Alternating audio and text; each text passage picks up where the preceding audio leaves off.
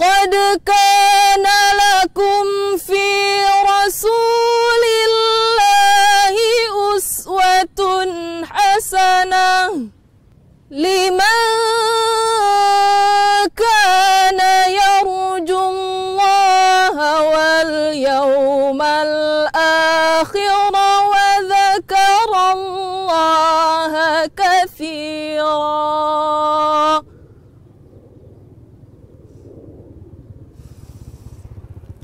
Sadaqallahul azim. Sungguh telah ada pada diri Rasulullah itu suri teladan yang baik bagimu, yaitu bagi orang yang mengharap rahmat Allah dan kedatangan hari kiamat dan yang banyak mengingat Allah. Quran Surah Al-Ahzab ayat 21.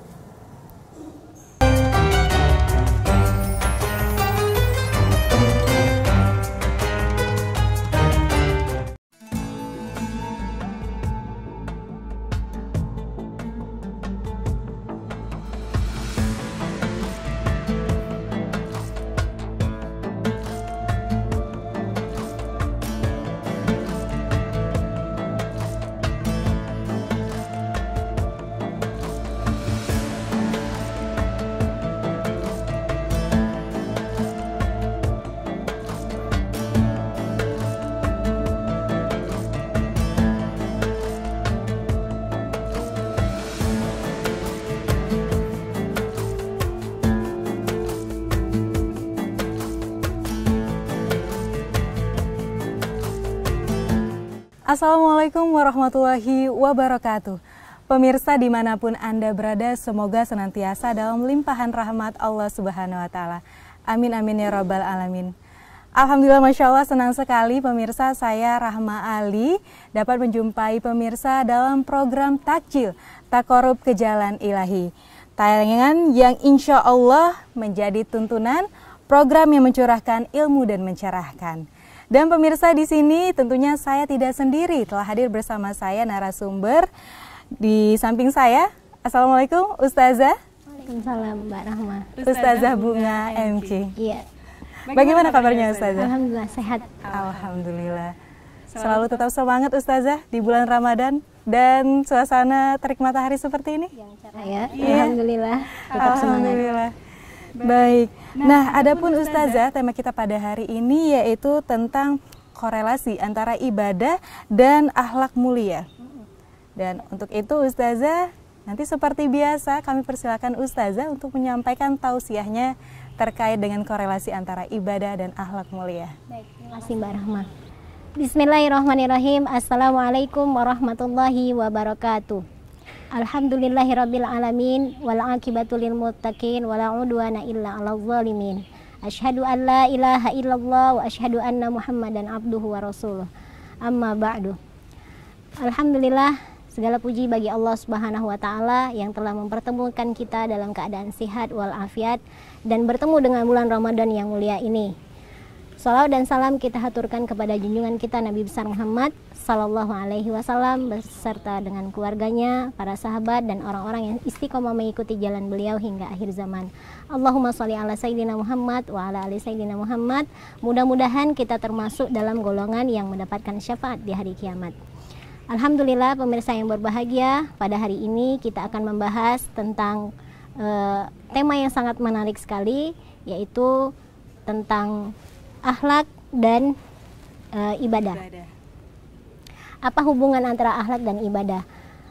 Rasulullah Shallallahu Alaihi Wasallam bersabda, Innama bu'istu liutammima makarimal akhlak. Sesungguhnya aku diutus untuk menyempurnakan kemuliaan akhlak. Jadi apa alasan mendasar Rasulullah Shallallahu Alaihi Wasallam diutus? Yaitu untuk menyempurnakan akhlak. Lalu apa hubungan antara akhlak dengan diutusnya Rasul?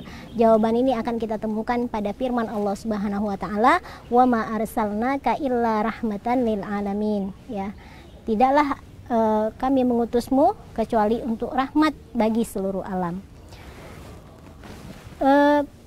Kenapa dikatakan demikian? Mengapa kalau tujuan hubungan yang sangat erat ya antara ibadah dengan akhlak mulia. Apa sih hubungannya ya? Bisa dikatakan seperti ini, bahwa tidak ada rahmat bagi seluruh alam kecuali dengan akhlak mulia. Mengapa dikatakan seperti itu? Karena semua aturan syariat di dalamnya terdapat akhlak. Dari akhlak kepada orang tua sampai akhlak bagaimana kita berjihad, ya. Bagaimana kita berjihad di medan perang, Jadi ada akhlak yang mengatur. Ada akhlak yang mengaturnya. Kalau kita lihat ibadah sholat itu mencegah dari perbuatan keji dan mungkar. Aqimis sholah, innas sholata tanha anil fahsya'i wal munkar. Dirikanlah sholat, sesungguhnya sholat itu mencegah dari perbuatan keji dan mungkar. Masya Allah, hubungannya luar biasa. Apabila orang yang sudah mendirikan sholat tetapi masih berlaku keji, masih berbuat kemungkaran, ibadah sholatnya belum dipetik hikmah dari sholatnya, belum dipetik buah dari sholatnya, dan sholatnya belum sempurna dengan sempurna karena masih melakukan perbuatan keji dan mungkar. Dalam hadis qudsi, Allah Subhanahu wa taala mengatakan, "Aku menerima ibadah sholat dari seseorang yang mengerjakan dengan khusyuk karena kebesaranku. Dia tidak mengharapkan anugerah dari sholatnya kecuali untuk sebagai hambaku. Dia tidak menghabiskan waktu malamnya untuk bermaksiat kepadaku, menghabiskan waktu siangnya untuk berzikir, mengasihi anak yatim, mengasihi ibnu sabil, dan menyantuni orang-orang yang terkena musibah." Mari kita lihat ya, antara ayat tadi dengan hadis ini, betapa sholat itu memiliki hubungan yang kental. Ibadah sholat dengan akhlak, yaitu kasih sayang. Sholat adalah ibadah, kasih sayang adalah akhlak. Jadi hubungannya sangat dekat, luar biasa. Apabila sholat seseorang tidak menghasilkan akhlak yang baik, maka kita belum mengambil atau belum mendapatkan buah dari amalan kita dengan sempurna. Kalau tadi sholat, bagaimana dengan puasa? Ya, dalam sebuah hadis dikatakan ya, orang yang sedang melakukan berpuasa dilarang untuk bersikap pandir, menipu, berkata-kata yang kasar. Apabila ada seseorang yang mencelanya atau hendak membunuhnya, katakanlah aku sedang berpuasa. Perhatikan, ibadah puasa, akhlaknya tidak boleh mencaci, tidak boleh menipu. Bahkan ketika orang mencela kita, katakan bahwa sesungguhnya aku sedang berpuasa. Itu berpuasa. Bagaimana pula dengan hubungannya dengan zakat? Ya, khuz min amwalihim shadaqatan tutahhiruhum wa tuzakkihim biha. Ambillah dari harta mereka, ya, agar dengan harta itu dia dapat membersihkannya. Dikeluarkan harta itu biar bersih, diberikan kepada orang-orang yang membutuhkan. Bagaimana ibadah zakat bisa membuat orang menjadi bersih dan memiliki kasih sayang? Orang yang biasa bersedekah akan ada di dalam hatinya itu rasa kasih sayang, merasakan apa yang dirasakan oleh orang lain. Bahkan serendah-rendahnya ya, maksudnya sesimpel-simpelnya kita dalam bersedekah, cukup memberikan wajah yang manis.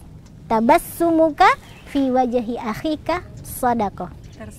Tersenyum ya.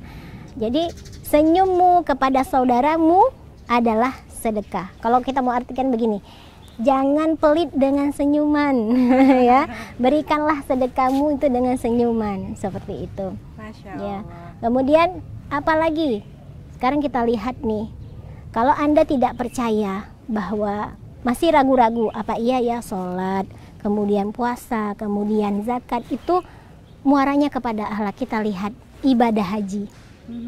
Ya, al-hajju ashhurum ma'lumat faman farada fihinnal hajja fala rafatha wala fusuqa wala jidala fil hajj. Jadi haji itu pada bulan-bulan yang sudah dimaklumi. Barang siapa yang berniat akan melakukan haji pada bulan itu, maka janganlah dia rafas, janganlah dia fasik, janganlah dia berbantah-bantahan di dalam melakukan ibadah haji. Kebayang nggak ibadah haji itu seperti apa? Berkumpul jutaan manusia dalam satu tempat. Dari seluruh penjuru dunia. Kita dilatih kesabaran kita agar tidak berkata kasar, tidak berbantah-bantahan. Jadi di dalam ibadah haji ini terdapat perintah berbuat baik itu yang sungguh luar biasa, berakhlak mulia, gitu ya. Jadi antara ibadah dan akhlak mulia itu memiliki hubungan yang sangat erat. Harusnya orang yang banyak ibadahnya baik akhlaknya, ya. Maka di sini harus ada dalam diri kita tidak ada pemisahan antara ibadah dan dikotomi antara ibadah dan akhlak. Oh, kalau dalam masjid saya kan beribadah, kalau sudah di luar masjid terserah saya. Tidak bisa seperti itu. Ya. Banyak orang masuk Islam karena terpesona akhlak seorang muslim. Akhlak Rasulullah. Ya, akhlak Rasulullah. Sebut saja pemuda Quraisy namanya Syurokoh. Dia hendak membunuh Rasul, sangat bersemangat hendak membunuh Rasul. Akhirnya dia masuk Islam setelah dimaafkan oleh Rasul. Padahal pada saat itu Rasul berada di atas angin, bisa ganti membunuhnya. Kebaikan hati Rasulullah. Karena apa? Karena akhlakmu mulia. Ya. Kemudian apalagi? Jangan engkau pisahkan tadi ya. Jangan engkau pisahkan antara akhlak mulia dengan ibadah. Karena akan mendapatkan dua tipe manusia. Satu, manusia yang baik akhlaknya. Dua, manusia yang buruk akhlaknya tapi bagus ibadah. Ya, paham nggak? Yeah. Ada orang yang beribadah, ibadahnya bagus tapi akhlaknya jelek. Tapi ada orang yang nggak beribadah, akhlaknya baik. Ini sama-sama bukan golongan dari Islam. Ada orang yang jujur, yang amanah, tetapi dia tidak sholat. Tapi ada orang yang banyak membaca Al-Quran, banyak sholat malam, tetapi jahat dengan tetangga. Ini juga bukan merupakan bagian dari Islam. Oleh karena itu jangan engkau pisahkan antara Islam, antara ibadah dan akhlak mulia. Dia adalah dua kesatuan yang satu. Kemudian apa? Hendaklah kita melakukan. Jadi kita sudah tahu teori, secara teori sudah tahu. Nah, prakteknya penting nih. Ya, prakteknya penting. Jangan meminta upah sebelum engkau melakukan sesuatu. Ini pepatah ini. Sama, kita jangan minta dibalas apa-apa oleh Allah sebelum kita melakukan sesuatu, sebelum kita beribadah. Ibadah sholat diiringi dengan akhlak kasih sayang. Ibadah puasa diiringi dengan kata-kata yang santun.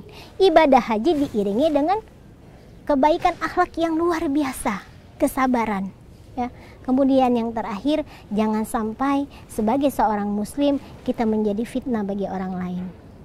Sampai ada yang mengatakan, percuma ya ada bekas sujud di keningnya, tapi dia memiliki sifat yang kasar. Seringkali Ustazah. Ya, memiliki sifat yang kasar. Atau sampai begitu memprihatinkannya ya, dekadensi moral seorang muslim, sampai-sampai ada mu'alaf yang berkomentar. Alhamdulillah saya sudah masuk Islam sebelum saya mengetahui akhlak kaum muslimin. Seakan-akan bahwa kaum muslimin itu akhlaknya tidak baik, padahal ibadahnya bagus. Karena memisahkan antara akhlak dan ibadah. Baik, demikian yang bisa saya sampaikan sebagai awal dari dialog kita hari ini. Mudah-mudahan Allah merahmati kita, menuntun kita untuk memiliki akhlak mulia. Ya, Allahu a'lam. Assalamualaikum warahmatullahi wabarakatuh. Waalaikumsalam warahmatullahi wabarakatuh. Masya Allah Ustazah. Terima kasih atas tausiahnya, dan selanjutnya kita akan lanjutkan Ustazah, akan tetapi tentunya setelah jeda pariwara berikut ini. Tetaplah di program Takjil Taqarrub ke Jalan Ilahi.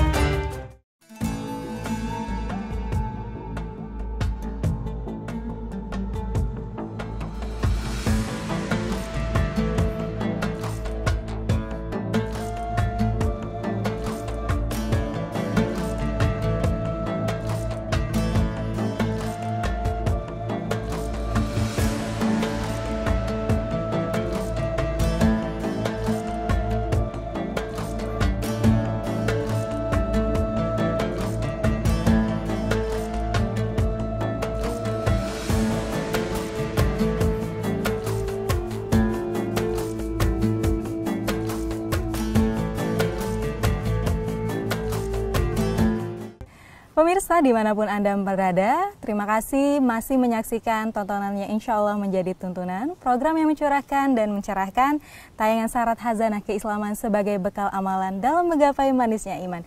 Dimana lagi kalau bukan di takjil, taqarrub ke jalan ilahi. Ustazah, selanjutnya kalau saya lihat dari penyampaian Ustazah di awal tadi terkait dengan korelasi antara ibadah dan akhlak mulia tentu sangat penting sekali Ustazah. Kita ibaratkan seperti pohon mungkin ya.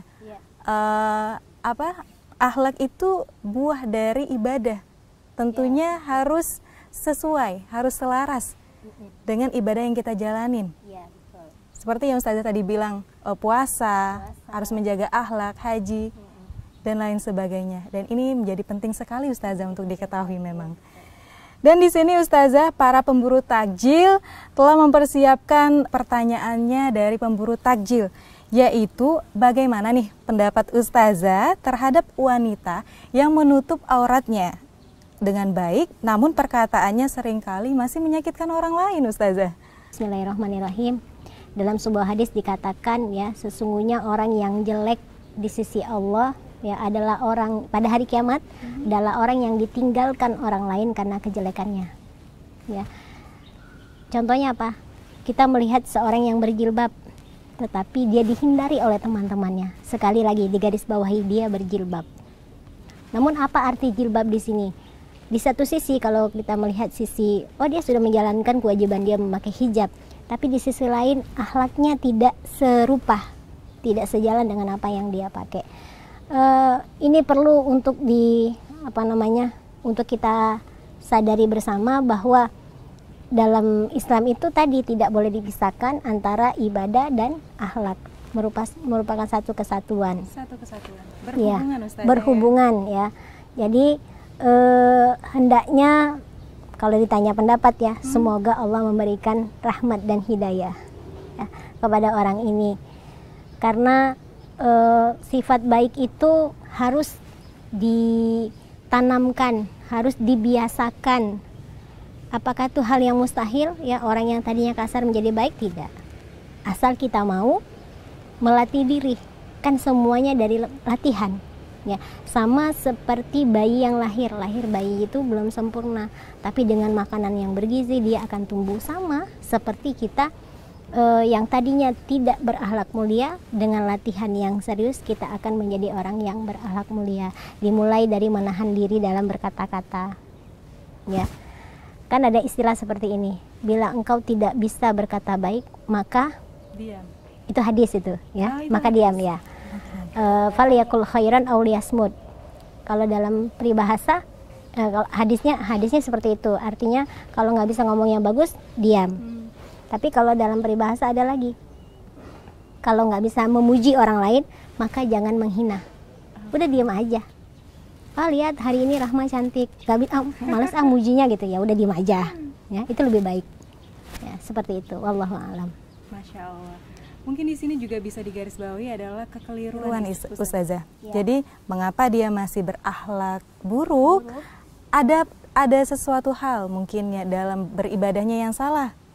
Dalam beribadahnya salah, kurangnya ilmu, kurangnya pergaulan, ya. Kan kita dalam kehidupan ini terus harus menambah ilmu pengetahuan. Yeah. Penting datang ke kajian. Ya. Belajar lewat YouTube boleh nggak? Boleh. Tapi datang ke pengajian itu jauh lebih baik. Ada gurunya langsung. Ya, bertemu dengan orang, bergaul dengan orang lain sehingga kita bisa mencontoh akhlak-akhlak mulia dari teman-teman kita yang solihah, dari teman-teman kita yang sudah pernah ikut kajian, seperti itu. Masya Allah, terima kasih Ustazah atas penyampaian jawabannya, sangat menarik sekali Ustazah. Dan tentunya nanti kita akan membahas kembali terkait dengan tema kita pada hari ini, pemirsa, terkait korelasi antara ibadah dan akhlak mulia. Oleh karena itu, jangan kemana-mana, tetap di Takjil, Taqarrub ke Jalan Ilahi.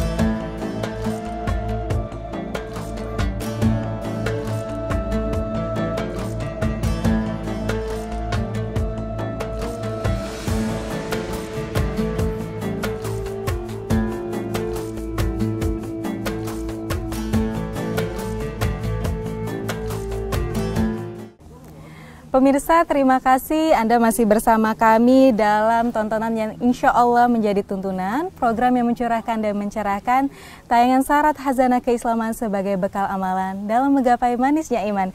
Dimana lagi kalau bukan di Takjil, Takarub ke Jalan Ilahi. Pertanyaan selanjutnya dari pemirsa yang ada di rumah, melalui DM Instagram. Saya bacakan Ustazah. Pertanyaannya, bagaimana menyadarkan orang terdekat kita yang akhlaknya kurang baik tanpa menyinggungnya? Bagaimana Ustazah? Ini banyak terjadi ya di dalam kehidupan kita. Justru mengajak orang terdekat itu PR-nya lebih besar. Ya, kita banyak hal-hal yang kita pikirkan, bagaimana tidak menyinggung perasaannya, bagaimana supaya kita tidak terkesan menggurui dan lain sebagainya. Saya hanya ingin mengatakan satu hal, 1000 nasihat ya, satu contoh, satu tauladan lebih baik daripada 1000 nasihat. Jadi jadikanlah diri kita sebagai tauladan bagi orang yang hendak kita ajak berbuat baik.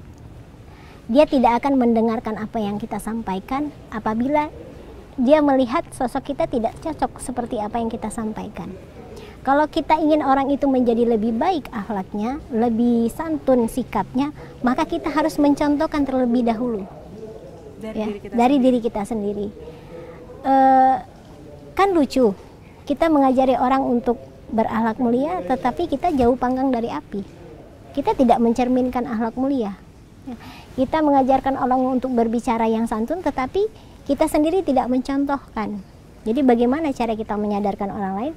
Satu yang mungkin ada hal-hal lain juga, tapi yang paling utama adalah memberi contoh, menjadi tauladan ya, karena tadi satu tauladan lebih baik daripada 1000 nasihat.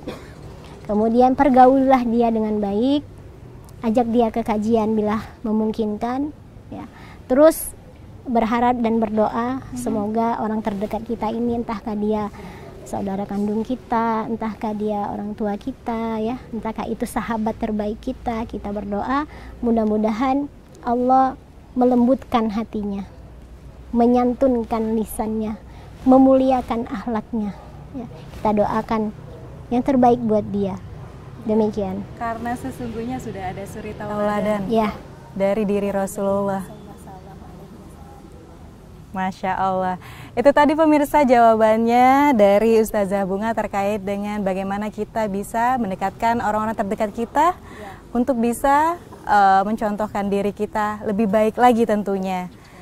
Dan untuk selanjutnya Ustazah, kita akan kembali di tema kita pada hari ini, korelasi antara ibadah dan akhlak mulia. Akan tetapi setelah jeda pariwara berikut ini, tetaplah di program Takjil, Takarub ke Jalan Ilahi.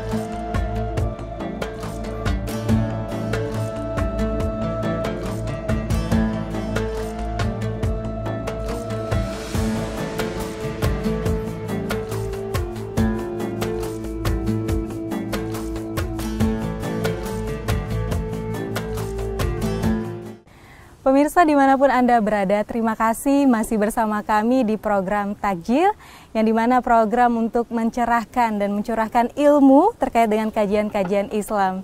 Dan pemirsa, tibalah kita di ujung, di pengakhir tema kita terkait dengan korelasi antara ibadah dan akhlak mulia. Untuk itu kami persilakan kepada Ustazah Bunga untuk memberikan closing statement-nya Ustazah terkait dengan tema kita pada hari ini. Baik. Akhlak dan ibadah. Banyak orang yang terpesona masuk Islam karena ibadah seorang muslim. Ya. Satu kisah yang mungkin pernah kita dengar. Kisah ini sangat luar biasa. Seorang Yahudi yang dimenangkan oleh pengadilan atas Ali bin Abi Thalib dalam sengketa baju besi. Ini turut mewarnai keindahan akhlak muslim, padahal dia adalah khalifah. Tapi dengan legowo menerima keputusan dari pengadilan, beliau kalah dari seorang Yahudi dan Yahudi itu dimenangkan di dalam kasus ini. Ya, itu contoh ketinggian akhlak Islam. Kemudian ada lagi kisah di mana penduduk Himsah yang berbondong-bondong masuk Islam setelah mengetahui kejujuran seorang muslim. Penguasa muslim ketika itu mengembalikan pajak yang ditarik karena mereka akan meninggalkan kota itu dan tak lagi bisa memberikan perlindungan. Bahkan kalau kita membaca sejarah masuknya Islam di Asia juga dimulai dari ketertarikan penduduk setempat kepada penduduk setempat kepada para pedagang yang datang berniaga. Kejujurannya yang luar biasa, ya. Akhlak mulia. Jadi banyak orang yang terpesona masuk ke dalam Islam ini setelah melihat ketinggian budi pekerti, akhlak dan kesantunan orang muslim. Yang kalau kita lihat hari ini mungkin sejarah emas itu seakan-akan pudar, seakan-akan hilang, ya, dan digantikan dengan begitu minimnya atau dekadensi moral yang sangat memprihatinkan. Maka kita kembali untuk mari kita belajar lagi, ya. Mari kita kembalikan akhlak Islam yang dahulu pernah sangat menjadi sejarah yang luar biasa. Jangan sampai itu hanya menjadi sejarah saja, tetapi terus berada di dalam kehidupan kita sebagai seorang muslim, ya. Karena Allah sudah menjamin bagi seorang muslim yang baik akhlaknya maka dia akan berada di dalam surga, ya, dan dekat dengan Rasulullah SAW. Siapa yang menjamin itu? Yang menjamin itu adalah Rasulullah SAW. Kata beliau, aku menjamin sebuah rumah di tengah-tengah surga bagi orang yang berakhlak mulia. Jadi jaminannya langsung dari Rasulullah SAW. Lalu apabila ada pertanyaan, emang bisa orang yang kasar menjadi baik, gadis yang tidak pemalu menjadi pemalu, orang yang suka bersikap pandir, menipu, berbohong bisa memiliki akhlak yang mulia? Bisa. Tentunya dengan melatih diri kita agar memiliki akhlak yang mulia, ya. Sesungguhnya ilmu itu didapat dari belajar, kelembutan hati itu didapat dari kerendahan hati, kemudian kesabaran itu dari keteguhan hati. Semuanya melalui proses, asal kita mau. Betapa banyak orang yang dulunya bersikap kasar, setelah dia mengetahui akhlak muslim dan dia belajar, dia menjadi lebih baik, ya. Insya Allah mudah-mudahan kita sebagai orang muslim, ya, sebagai seorang muslim yang orang melihat kita, ya, itu bukan sekedar simbol. Jadi ada orang pakai jilbab dengan akhlak-akhlaknya begitu mempesona. Ada orang yang rajin ke masjid dengan akhlak-akhlaknya, orang begitu terpesona, ya. Oh, dia rajin ke masjid, oh iya dia juga santun. Oh, dia seorang pedagang, ya. Terlihat dari sikapnya dia baik, ternyata dia seorang muslim. Betapa bahagianya kita. Mari kita kembalikan kejayaan Islam itu, kejayaan akhlak Islam itu dengan kita mempraktekkannya dalam kehidupan kita, dan kita berdoa kepada Allah semoga Allah merahmati kita, menuntun kita supaya menjadi muslim yang berakhlak mulia. Wallahu a'lam. Demikian yang bisa saya sampaikan, mudah-mudahan menjadi pengingat bagi saya pribadi dan kita semuanya. Amin amin ya rabbal alamin. Terima kasih Ustazah. Saya tersentuh Ustazah, dengan penjelasan Ustazah. Memang akhlak menjadi poin utama dari segala ibadah yang kita lakukan sebagai muslim, Ustazah. Itu muaranya kepada akhlak. Siap Ustazah. Dan kami persilakan selanjutnya Ustazah untuk memimpin doa pada hari ini? Kami persilakan Ustazah. Mari kita berdoa pada kesempatan ini, mudah-mudahan Allah mengijabah doa kita di bulan yang mulia ini. A'udzubillahi minasyaitonirrajim. Bismillahirrahmanirrahim. Hamdan syakirin, hamdan na'imin, hamdan yuwafi ni'amahu wa yukafi'u mazidah. Ya Rabbana lakal hamdu kama yanbaghi li jalali wajhikal karimi wa azimi sultanik. Allahumma inna nas'aluka salamatan fid din wa afiyatan fi jasadin wa ziyadatan fi ilmin wa barakatan fi rizqin wa taubatan qablal maut wa rahmatan 'indal maut wa maghfiratan ba'dal maut. Allahumma hawwin 'alaina fi sakaratil maut wan najata minan nar wal 'afwa 'indal hisab. Rabbana zalamna anfusana wa illam taghfir lana wa tarhamna lanakunanna minal khasirin. Rabbana atina fid dunya hasanah wa fil akhirati hasanah wa qina adzaban nar wa qina adzaban nar wa qina adzaban nar. Walhamdulillahi rabbil alamin. Terima kasih sekali lagi Ustazah atas kebersamaannya pada hari ini. Dan tentunya pemirsa, itu tadi akhir dari tema kita pada hari ini, yaitu korelasi antara ibadah dan akhlak mulia. Dan tetap saksikan program Takjil, yang dimana insya Allah menjadi tuntunan yang mencerahkan sebagai syarat hazanah keislaman, sebagai bekal amalan menggapai manisnya iman.